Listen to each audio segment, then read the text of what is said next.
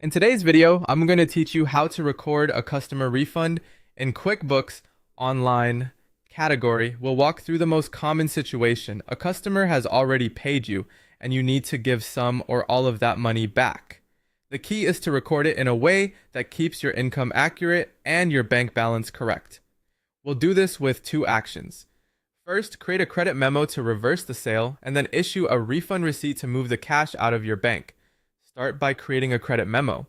In QuickBooks Online, click the plus new button, then select credit memo. Choose the correct customer so the refund ties back to their account history. Next, add the exact same product or service that was on the original sale. Matching the item, quantity, rate, and any tax ensures your revenue and reporting line up with reality.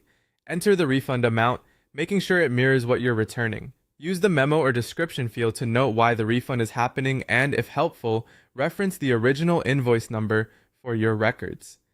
Set the date to when you're recognizing the refund in your books.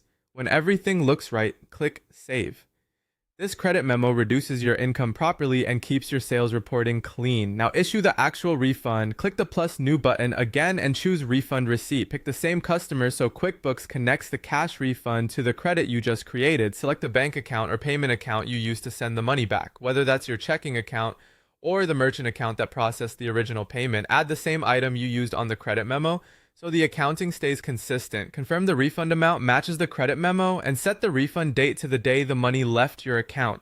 If you used a specific payment method, select the one that reflects how you issued the refund. Add a brief note so you can recognize it later, then click Save. This reduces your bank balance and adjusts your sales properly in one clean move. To wrap up, remember this flow. The credit memo fixes